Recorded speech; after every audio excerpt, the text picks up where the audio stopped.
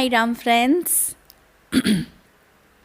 आज मैं आपके लिए 35 ईयर फीमेल हॉरोस्कोप एनालिसिस लेके आई हुई हूँ और इनका क्वेश्चन है कि इनकी शादी कब होगी और दूसरा क्वेश्चन ये कि करियर कैसा रहेगा, अपकमिंग डेज़ में करियर कैसा रहेगा।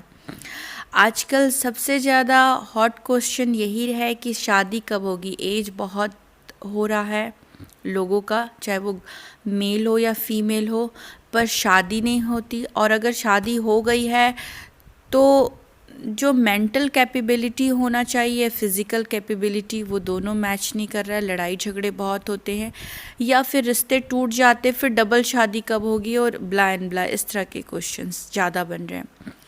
और भी मैंने वीडियो एक फ़ीमेल का बनाया था जो कि 41 की थी और उनके भी मैरिज में प्रॉब्लम है, अभी तक स्टिल उनकी शादी नहीं हुई है। ये मेरा सेकंड वीडियो है कि शादी कब होगी। फ्रेंड्स, सबसे पहले तो शादी के लिए आप क्या क्या देखते हैं और क्या देखेंगे। सबसे पहले तो हम जुपिटर को देखते हैं क्योंकि वो कारक ग्रह है, शादी का कारक ग्रह होता है। इट मीन शादी कराना और शादी को सस्टेन कराना। और तीसरा, आजकल बहुत ज़्यादा हॉरोस्कोप इसलिए भी आते हैं बच्चों को लेके कि इशू नहीं हो रहा है या बच्चे को संभालना या बच्चों से लेके प्रॉब्लम, इसके भी कारक ग्रह गुरु बनते हैं।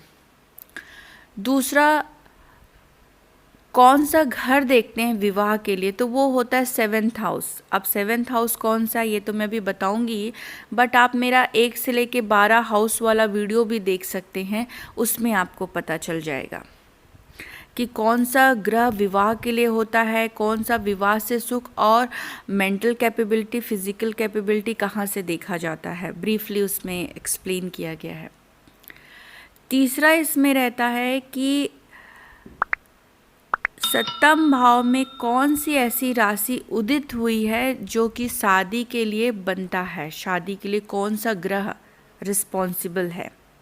ठीक है, गुरु तो कारक ग्रह है, रिस्पॉन्सिबल ग्रह कौन सा है। 3 चीज़ इम्पॉर्टेंट है। चौथी चीज़, अगर कोई ग्रह वहाँ पर बैठा है 7वें हाउस में, वो क्या इफ़ेक्ट दे रहा है। ये 4 मेजर चीज़ें होती। फिर 5वीं मेजर चीज़, जो कारक ग्रह है 7वें भाव में, जो राशि दिख रही है उदित हो रही, वो किसके साथ बैठा है, कहाँ बैठा है, किस हालात में बैठा है। 6 क्वेश्चन होता है किसकी किसकी दृष्टि 7वें भाव में बैठी हुई है, किसकी किसकी दृष्टि, यानी कौन कौन से शुभ और अशुभ प्लैनेट उस घर को देख रहे हैं। ये सारे क्वेश्चंस का, और कौन सा नक्षत्र आ रहा है, तो नक्षत्र तो अभी मैं लेके नहीं आ रही हूँ क्योंकि बहुत बड़ा बन जाएगा। अभी मैं सिंपल वे पे ही समझा रही हूँ, नक्षत्र को मैं अवॉइड कर दे रही हूँ अभी राइट नाउ। मैं तो समझ ली हूँ पर मैं यहाँ पर ज़्यादा बड़ा ना बन जाए करके, इसलिए मैं अभी नहीं ला रही हूँ, मैं बेसिक ही लेके आई हूँ आपके सामने में।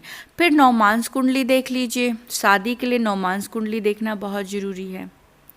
इतनी चीज़ें शादी के लिए देखना बहुत ज़रूरी कि शादी कैसी रहेगी, कब होगी, क्यों नहीं हो रही, ये सारे चीज़ों का आंसर देखने के लिए आप यहाँ से देख सकते हैं। तो फ्रेंड्स, चलिए खोजते हैं कि शादी क्यों नहीं हो रही है अभी तक का, पहला। और दूसरा ये कि शादी कब तक होगी कि नहीं होगी, ये सारी चीज़ें।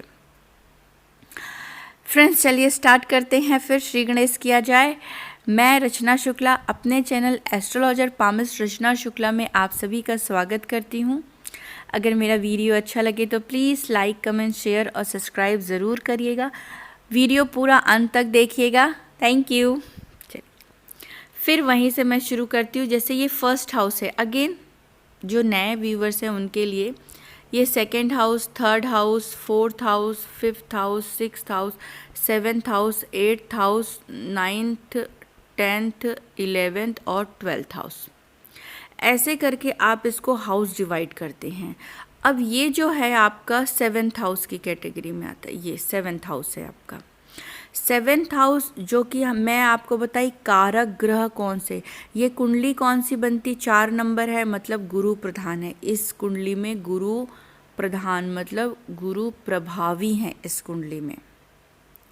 अभी मैंने न्यूमरोलॉजी से नंबर 3 तक का वीडियो बनाया जो कि गुरु का ही नंबर है। अगर गुरु कमज़ोर है तो उसके लक्षण आप कैसे पहचान सकते हो, उस वीडियो में आप सुन सकते हैं। उसमें गुरु कमज़ोर होने के सारे लक्षण हैं और देख लीजिए अपने ज़िंदगी में कि वो क्या क्या आप पे प्रभावी हैं, वहाँ से भी आप चेक कर सकते हैं। अब यहाँ पर देखेंगे कि गुरु प्रधान कुंडली है, ठीक है, बंदा धार्मिक रहेगा। अब गुरु यहाँ पर जो बैठा है वो सप्तम हाउस में बैठा है। जब गुरु सप्तम हाउस में बैठता है तो केंद्र में बैठा है, शुभ माना जाता है, बट ये नीच का होके बैठा है। जब भी गुरु 10 नंबर में मकर राशि में बैठता है तो गुरु नीच का हो जाता है। तो यहाँ गुरु का प्रभाव कम हो गया है, गुरु एक्टिव नहीं है। अब गुरु एक्टिव है कि नहीं है ये लक्षण से आप देख सकते हैं, वहाँ पर बहुत ब्रीफली समझाई हुई हूँ। और भी वीडियोस लाऊंगी प्लैनेट्स से रिलेटेड, पर अभी फ़िलहाल पहला चीज़ एक माइनस मार्किंग कि गुरु यहाँ नीच के हो गए, कारक ग्रह। अब दूसरा अपन देखते हैं कि जो 10 नंबर है, ये 10 नंबर है मकर, जिसके स्वामी बनते हैं शनिदेव। यहाँ पर शनिदेव बनते हैं। अब शनिदेव यहाँ 4th हाउस में जाके बैठे, 5th हाउस में जाके बैठे हुए हैं। ये जो है ये 5th हाउस है और ये 4th हाउस है। शनिदेव जो जाके बैठे हुए हैं 4th हाउस में, 4th हाउस में सूर्य के साथ जाके बैठे हुए हैं, इनके कमज़ोर हो जाते हैं क्योंकि ये कुंडली गुरु प्रधान है। मतलब यहाँ सूर्य प्रभावी है, गुरु कमजोर, शनि यहाँ कमज़ोर है इनका, क्योंकि गुरु यहाँ पर, शनि यहाँ पर 6 डिग्री के हैं।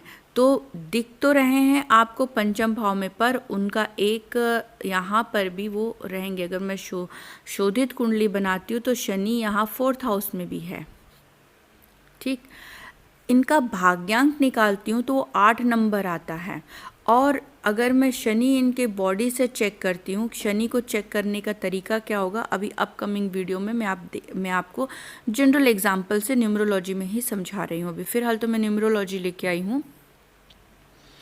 अब यहाँ पर शनिदेव एक तो सूर्य के साथ बैठ के अस्त हो गए हैं, मतलब प्रभावहीन हो गए हैं। ये सूर्य बैठे हुए ना, यहाँ पर शुक्र,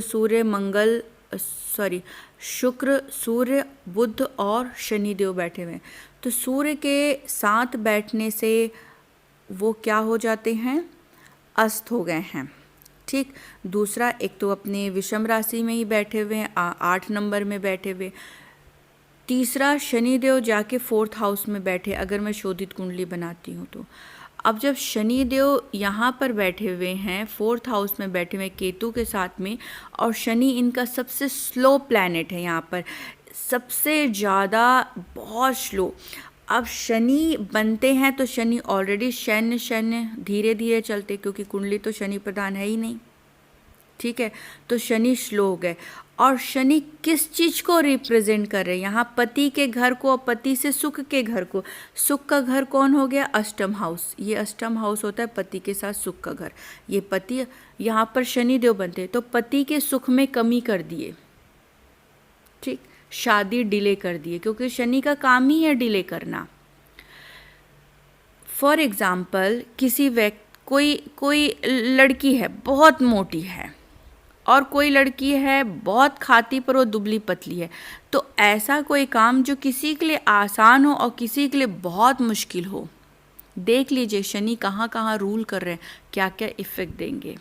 अब इनके लिए शादी का कारक बनते, बिजनेस के घर का कारक बनते, पेट के घर का, वहाँ पर हमेशा दिक्कत देंगे, हमेशा दिक्कत देंगे। इट मीन्स अभी तो पहले शादी ही करा दे इनकी, तो शनि इतने स्लो चल रहे कि इनकी शादी होने में दिक्कत हो रही, बहुत ज़्यादा दिक्कत।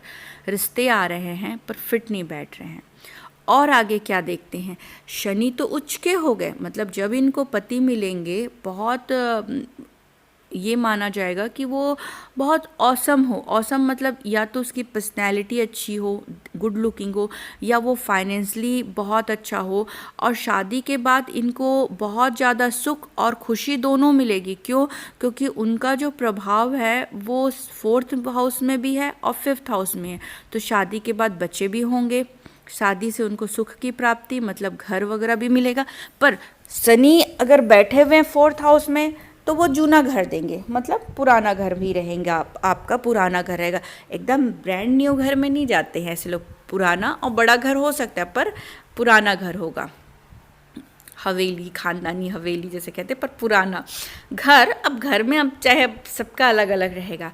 अब यहाँ पर एक मेजर पॉइंट आता है, क्योंकि शनि केतु के साथ बैठे हुए हैं। अभी मैं अपने न्यूमरोलॉजी में केतु भी बताऊंगी, जिसमें बताऊंगी कि केतु मतलब ऊपरी बाधा। इनकी जो शादी नहीं हो रही है तो शनि तो डिले कर रहे हैं, ठीक है, 30 साल में हो जाती, 28 साल में हो जाती, 31 साल में हो जाती, पर क्यों? ऊपरी बाधा भी चल रहा है, जिसके कारण शनि प्लस केतु, केतु मतलब ऊपरी बाधा। इट मीन ऊपरी बाधा के कारण कुछ ऐसा संजोग बनेगा कि शादी बनते बनते टूट जाएगी। होते होते सब चीज़ ठीक है, फिर भी मतलब होते होते भी शादी कैंसिल हो जाना। और शादी के समय अगर शादी हो भी रही तो बहुत मुश्किल से और बवाल होके भी शादी होती है, क्योंकि ये ऊपरी बाधा है। इतना समझ में आ गया कि शनिदेव इस कुंडली के बनते हैं। अब कई लोगों का हो सकता है, क्योंकि ये तो कर्क लगन की कुंडली है, कई सभी का होगा, तो सबका शनि रूल करता, पर सबके साथ ऐसा हो रहा है क्या? नहीं, ऐसा नहीं होगा। शनि इनके बहुत ज़्यादा स्लो हैं, ये मैंने खुद नोटिस किया, फिजिकली भी मैंने इन्हें चेक किया है। इनका मैं हाथ भी आपको लेके दिखाऊंगी। इनके खानदान में ये शनि बहुत स्लो है। मतलब एक तो ये बिजनेसमैन क्लास के लोग हैं, पर बिजनेस ऐसा कि वन मैन शो रहेगा। अगर शनि बहुत अच्छा है तो वो एक ऑफिस, कंपनी, इस तरह का चीज़ डेवलप करता है, और अपने हाथ के नीचे 5, 10, 50 इस तरह, अगर शनि बहुत अच्छा है। पर यहाँ पर क्या हो रहा है कि वन मैन शो हो जाएगा, क्योंकि इनके यहाँ शनि सबका कमज़ोर है, सबका मैंने चेक किया है। भाग्यांक आ रहा है, मेरा वीडियो ही भाग्यांक में है कि भाई भाग्यांक तो 8 आ गया, पर क्या आप उसको रूल कर रहे हो क्या? हाँ, ये रूल कर रही हैं भाई कि लाइफ में बहुत अकेली हैं, उदास हैं, कोई शुभ काम नहीं हो पा रहा है, बहुत डिले चल रहा है चीज़ें, तो ये उसके नेगेटिव पॉइंट को रिलेट कर रही, पॉजिटिव को नहीं कर रही। अब बोलेंगे भाई भाग्यांक 8 बनता है, भाग्यांक 8 तो 8 8 8, नहीं, आप चेक करिए कि वो रूल कर रही हैं, नेगेटिव पॉइंट को रूल कर रही हैं कि पॉजिटिव पॉइंट को रूल कर रही हैं। और इनका मूलांक 1 आता है, ठीक, मूलांक 1 है, भाग्यांक इनका 8 है, तो ये मूलांक को ज़्यादा रूल करती हैं। अगर इनका देखा जाए तो यहाँ पर सूर्य बुध मैनेजमेंट से रिलेटेड, एडमिनिस्ट्रेशन से रिलेटेड ये काम करेंगी। अभी इनका जो भाग्यांक है वो अभी रूल करना स्टार्ट नहीं किया है। कब स्टार्ट करेगा? जब ये अपने केतु शनि को ठीक कर लेंगे। और ये करना क्या आसान है? बिल्कुल आसान नहीं है, बिल्कुल आसान नहीं, चैलेंज है, चैलेंज बहुत बड़ा चैलेंज है। अगर ये ठीक कर लेती तो फिर ये कंपनी की मालकिन बन जाएगी, क्योंकि शनि उच्च का है। जहाँ वो एक बार ठीक हुआ तो ये अपने मूलांक 8 को रूल करना शुरू कर जाएंगी। तो वो चीज़ जो हाथ में छपी हुई है, अब एस्ट्रोलॉजी और पामिस्ट्री में क्या अंतर है? एस्ट्रोलॉजी तो एक बार बन गई तो बन गई, मैं बार बार वही चीज़ ही देख पाऊँगी, पर हाथ में चीज़ें चेंज होती हैं। वो जो शनि, जो कि अभी मैंने एक मेल का भी दिखाया है आपको, पाम रीडिंग, जो कि 30 ईयर के, उनमें शनि फिंगर में देखिए कैसे क्रॉस बना हुआ है। मैंने फिंगर्स मतलब बेसिक पामिस्ट्री उसमें दिखाई है, जिसमें ये बताया कि कैसे क्रॉस बना हुआ है। सेम इनके हाथ में भी वही है, और बहुत बड़े बड़े हैं। तो ये बताता है कि शनि बहुत ज़्यादा स्लो, एक्सट्रीमली लेवल पे स्लो चल रहा है। अभी अपने मूलांक को ये रूल कर रही, भाग्यांक बिल्कुल नेगेटिव इफेक्ट दे रहा है। यहाँ पर ये अपने गुरु को इम्प्रूव करे, शनि को इम्प्रूव करे, और केतु जो कि ऊपरी बाधा है उसका निवारण करे। 3 बेसिक चीज़ें आ जाती है। अगर वो चीज़ कवर अप कर लेती हैं तो इनकी जो शादी होगी वो भी देखने लायक कंडीशन में होगी। शादी में ये बोल सकते हैं कि ये भी जेनेटिक भी देखना चाहिए। मैंने इनकी जेनेटिक भी पूछी, तो मैं हमेशा यही बोलती हूँ कि कुंडली हम 35% ही प्रेडिक्ट कर सकते हैं। आप 30% उसकी जेनेटिक चेक करिए। जब मैंने इनकी जेनेटिक चेक की तो इनकी 4 बुआ हैं, जिसमें 3rd नंबर वाली बुआ है जिनसे काफ़ी मैच करती हैं। वो बुआ की भी शादी 35 के एज में हुई थी और वो सेकंड मैरिज में गई थी। जैसे मैंने इन्हें बताया कि आपकी शादी थोड़ा कोई उम्र के बड़े और थोड़ा आप इस तरह की चीज़ों में कंसीडर कर लीजिएगा। तो इन्होंने कहा कि हाँ, फिर इनको याद आया, बोली हाँ मेरी जेनेटिक भी, मैंने जेनेटिक पूछा, और क्योंकि बहुत सारी मैं हॉरोस्कोप देख रही थी उस समय उन लोगों के ही घर का, तो इन्होंने मुझे बताया कि यस मेरे घर ये रिफ्लेक्शन है जेनेटिक भी। अब इनकी जेनेटिक भी वो रिफ्लेक्ट कर दी, कुंडली भी रिफ्लेक्ट करी। इट मीन इनके पास रेमेडी का रिज़ल्ट जो बचता है 35% बचता है कि अगर वो चीज़ें ठीक कर लेती हैं तो इनके लिए अपनी शादी होना और शादी में खुश रहना या शादी को एंजॉय करना बहुत अच्छा रहेगा, क्योंकि यहाँ ऊपरी बाधा है तो कहीं ना कहीं वो भी डैमेज कर सकता है। तो इसलिए इनको इन 3 ग्रहों का तो उपाय बहुत ज़रूरी है। दूसरा, इनका अगला क्वेश्चन था कि मेरा करियर आगे कैसा रहेगा। अब करियर आगे कैसा रहेगा, यहाँ पर आप देख लेते करियर के घर को देखते, यहाँ राहु बैठा हुआ है, ये सी दैट राहु। अब कोई एक कंपनी जिसमें आप ज्वाइन करती हैं, फॉर एग्ज़ाम्पल, क्योंकि गुरु प्रधान था और 2009 से इनकी गुरु की महादशा चल रही थी, तो राहु जब बैठता है ना तो क्या करता है, वो करियर में स्ट्रगल देता है। फॉर एग्ज़ाम्पल, सस्टेन नहीं करने देता है। मतलब या तो कोई एक जॉब में अगर कोई महादशा है तो आप कंटिन्यूसली एक जॉब में पड़ी तो रहेंगी पर ग्रोथ लेवल कम होगा। और जहाँ थोड़ी सी महादशा ऊपर नीचे हुई तो आपकी कंपनियाँ बहुत जल्दी फ्रिक्वेंसली चेंज होती रहेगी और करियर में भी बहुत फिर आपको स्ट्रगल करना पड़ जाएगा, क्योंकि गुरु की महादशा आई थी, वो मैं महादशा सेक्शन में जब बताऊंगी तो इसको कवर अप कर दूंगी। तो फ्रेंड्स, अभी मैं करियर को भी लेके महादशा में समझाती हूँ और इनकी शादी को लेके भी महादशा में अपकमिंग पीरियड जो आता है वो निकालती हूँ। पर अपकमिंग पीरियड को भी ग्रैब करना बहुत ज़रूरी है, गैदर करना बहुत ज़रूरी है। तो उपाय करना इनके लिए बहुत मस्ट है और कमर कस के उपाय करेंगे तभी बात बनेगी। मैं एक बार नौमांस भी दिखा देती हूँ कि नौमांस में देखिए ये 7वां हाउस है, यहाँ नौमांस कुंडली से ये मांगलिक बनती है और मंगल और राहु और चंद्र का योग बना है। चंद्र का जब आता है तो थोड़ा चूज़ी बना देता है कि लड़की थोड़ा चूज़ करने लग जाए कि भाई मुझे ऐसा चाहिए, मुझे वैसा चाहिए, एक पर्टिकुलर माइंड। और मंगल भी ऑलरेडी शादी के लिए थोड़ा लड़ाई झगड़ा को क्रिएट करता है या शादी को डिले करता है। राहु थोड़ी चीटिंग दिला देता है, काइंड ऑफ ऊपरी बाधा भी थोड़ा सा रहता है, ठीक है। तो यहाँ शादी को लेके नौमांस कुंडली भी थोड़ा नहीं, बहुत ज़्यादा सही नहीं। अगर शादी हो जाती तो बहुत ज़्यादा प्रॉब्लम आता, जैसे कि मैंने एक 35 ईयर फीमेल का बताया कि उनके हस्बैंड नहीं रहे और वो भी बड़े संदिग्ध पोजीशन पे। संदिग्ध, मैं ज़्यादा एक्सप्लेन नहीं कर रही हूँ, वीडियो लंबा बन जाएगा करके, बट यहाँ पर इस तरह का सिचुएशन बनता है कि नौमांस कुंडली भी सपोर्टिव नहीं है। अब इनका मैं आपको महादशा दिखा देती हूँ कि फॉर एग्ज़ाम्पल इनका 2009 से, आप ये देख रहे होंगे 2009 से इनकी गुरु की महादशा शुरू हुई।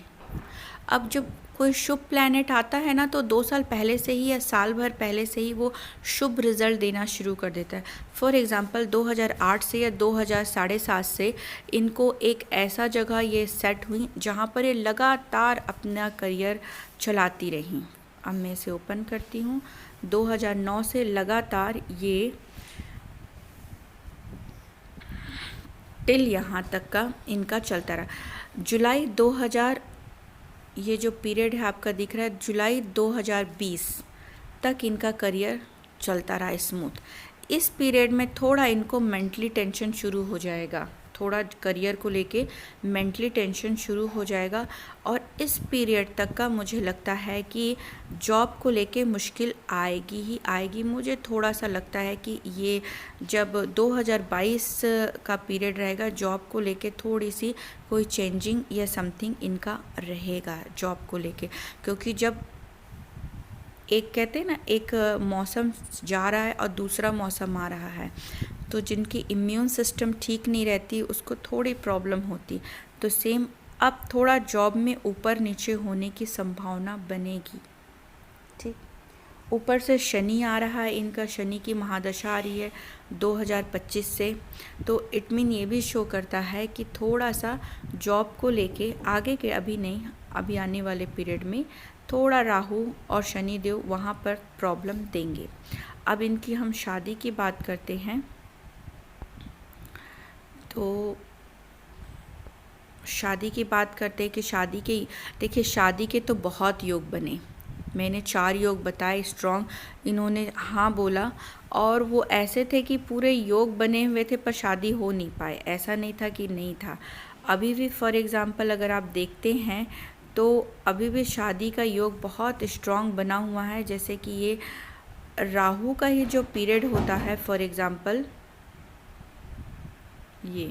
ये राहु के ही पीरियड में शादी हो जाती, लड़की अपने घर चली जाती है। ये भी बहुत स्ट्रॉन्ग पीरियड है शादी होने का। इस मंगल के भी पीरियड में जब गुरु और राहु का आएगा तो भी एक योग बनता है, क्योंकि मैं अभी उतना डीप में नहीं बता रही हूँ घुस के। फिर यहाँ पर 2019 ये जब आएगा शनि का पीरियड, तो इससे 2025 से 28, तो 25 में ही शादी का योग फिर बनेगा। तो इनका शादी का योग अभी 2006 ईयर का और बनता है, योग स्ट्रॉन्ग योग बनेगा। और अभी भी योग बनता है, इनकी शादी का जो योग है अभी भी बना हुआ है। मैं इनसे पूछ रही थी तो इन्होंने कहा कि नहीं, योग नहीं बना है। बाद में इन्होंने फ़ोन करके मुझे बताया कि यस, कहीं बात चल रही थी और अभी उन्होंने फिर से कोरोना के कारण बात बंद हो गई थी, पर अभी उन्होंने कहा कि देखना हो सकता है क्या, हम अवेलेबल हैं। तो अभी फिर से बात चली हुई है। होपफुली हम सब आपके लिए प्रार्थना करेंगे कि आपकी शादी अच्छी हो और शादी हो जाए और शादी अच्छी रहे। तो इस कुंडली को लाने का मकसद ये था कि शादी में प्रॉब्लम होती क्यों है। सबसे बड़ा रीज़न है कारक ग्रह, कारक ग्रह को इम्प्रूव करिए। दूसरा, उस घर का मालिक कौन है, जो शादी कराने वाला घर है उस घर का मालिक कौन है, मालिक को इम्प्रूव करिए। अब मालिक केतु के साथ बैठा है, मतलब ये ऊपरी बाधा है। कोई खानदानी चला आ रहा है क्या, कोई डिलेनेस, तो यस, कुछ जेनेटिक भी है। ओके, अब आपके पास उपाय में सिर्फ 35% बचता है कि उपाय करके आप इस घर को क्लीन कर सकती हो और शादी के लिए योग बन सकता है, या आप ग्रैब कर सकती हो शादी। योग तो बहुत बनेंगे, हर समय आपका चलता ही रहेगा, देखना दिखाना ये वो सब बनता रहेगा। तो इन सब ग्रहों का ऊपर से आप 9 मांस देख लीजिए, इन सब चीज़ों को देखिए। और शादी के लिए आपको उपाय करना बहुत ज़्यादा मस्ट है, आप उपाय करिए। होपफुली शनि है तो थोड़ा मेहनत करना पड़ता है, इतने जल्दी उपाय करने नहीं देता है, मेहनत करके करना पड़ेगा। आप इन ग्रहों का उपाय करिए और देखिए, भगवान ने चाहा तो आपकी शादी हो जाएगी। 35+ एक लेडी का लेके आई थी, तो उनकी शादी तो हो गई थी, सेम सिचुएशन था, बट उनका गुरु नीच का नहीं था, गुरु फेवरेबल था, उतना भी फेवरेबल नहीं है बट फेवर था, नीच का नहीं था, करके शादी तो हो गई। बट ऊपरी बाधा के कारण, और शादी से उनको सुख भी बहुत मिला, 10 ईयर में ऑसम पोजीशन में थे, और अभी भी वो उनको फाइनेंस इतना हस्बैंड करके गए कि उनको प्रॉब्लम नहीं है। बट थिंग इज़ कि एक गड़बड़ हो गई वहाँ पर, कि जैसे गुरु का पीरियड उनका बहुत औसम था, इनका भी बहुत औसम था, इनका करियर बहुत अच्छा गया, बट जैसे ही वो ख़त्म होके आने वाला रहेगा, इनके लिए थोड़ा सा नेगेटिव इफ़ेक्ट ज़रूर देगा, करियर में भी देगा। और शादी के लिए उपाय करें, बहुत अच्छा समय पे आपने पूछा है कि एटलीस्ट अपने करियर को भी आप स्मूथ कर लीजिए, और शादी के लिए भी अपॉर्चुनिटी बनी हुई है, आप शादी कर लीजिए, या थोड़ा एडजस्टमेंट करके आप शादी करने के लिए रेडी हो जाइए। फ्रेंड्स, आज के लिए इतना ही। अगर आपको ये वीडियो अच्छा लगा हो तो प्लीज़ लाइक, कमेंट, शेयर ज़रूर करिएगा। Thank you so much. God bless you all.